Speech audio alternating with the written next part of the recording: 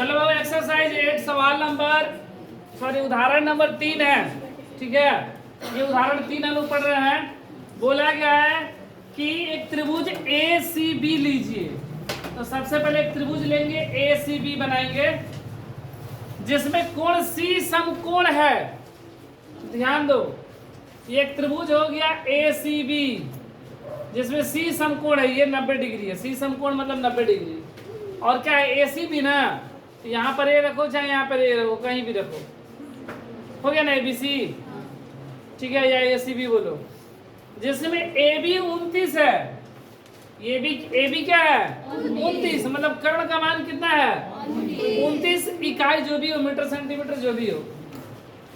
और BC 21, BC क्या है, 21। और कोण ए सी बी ये थीटा है। ये क्या है, थीटा है। ठीक है, ये थीटा है। बोला गया है कि कोण ए सी बी थीटा है, तो निम्न के मान ज्ञात करें। इसका मान ज्ञात करना है।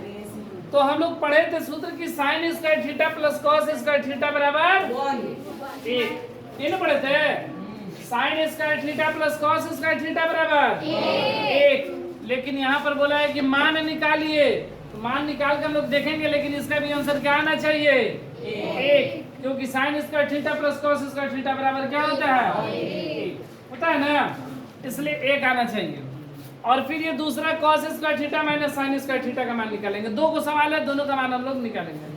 ठीक है, तो देखो, तो सबसे पहले हमको ए बी का मान, मतलब कर्ण हमको दिया गया है, बी सी दिया गया, हमको AC चाहिए। ठीक है, अब देखो, हमको पाइथागोरस से पता है कि जो कर्ण स्क्वायर बराबर होता है वो लंब स्क्वायर प्लस आधार स्क्वायर के बराबर होता है। कर्ण स्क्वायर बराबर जो होता है वो लंब स्क्वायर और आधार स्क्वायर के योग के बराबर होता है। कर्ण मतलब AB, कर्ण मतलब AB।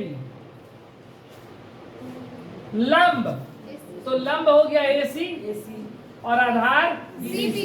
ये इधर उधर बदल सकता है। ठीक है, अब देखो, AB का मान हमको 29 दिया गया है, मतलब 29 का स्क्वायर। AC का मान नहीं पता है, और BC का मान 21 का स्क्वायर। अब 29 का स्क्वायर करेंगे, मतलब 29 का पहाड़ा 29 बार। तो देखो कितना जगह, 9 9 81 का 1 हासिल 8, 9 दूनी 18। एक बार इसको इधर से गुना किया, एक बार इसको इधर से, तो 18 18 36।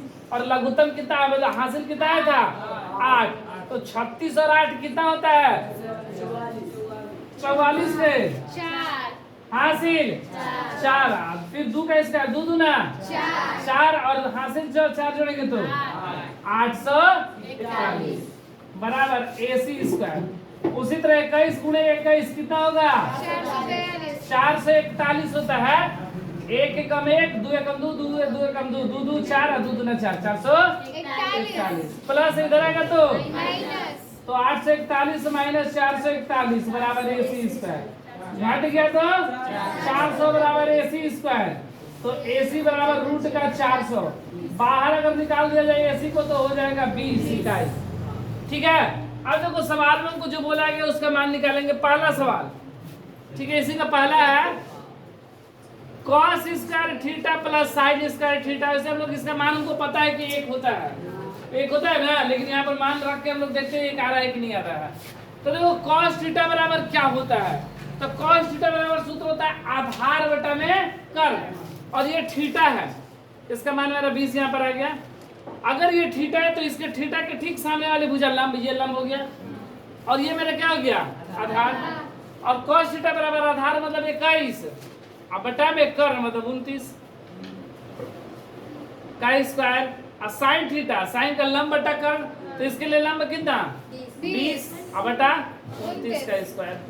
21 का स्क्वायर, 21 गुणे 21 यहीं पर तुरंत निकाले थे 441, 29 गुणे 29 तुरंत निकाले थे 841 प्लस 20 का 29 का लघुत्तम 841 ऊपर 441 प्लस 400 बट्टा पे का जोड़ दोनों को जोड़ दिए तो 800 बटा में 841 कट गया एक आंसर।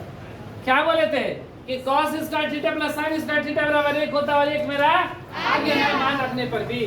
अब देखो इसी का दूसरा सवाल क्या है, cos square theta minus sin square theta, cos square theta minus sin square theta. अच्छा cos थीटा का मान तो वही है यहीं पे जो सामने है 21/29 का स्क्वायर और माइनस 20/29 का स्क्वायर। 21 का 441 बटा में 841 20 का 400 बटा में 841 लघुत्तम 841 ये 441 माइनस 400 घट गया, कितना बचा 41 बटा में 441। यही मेरा आंसर है।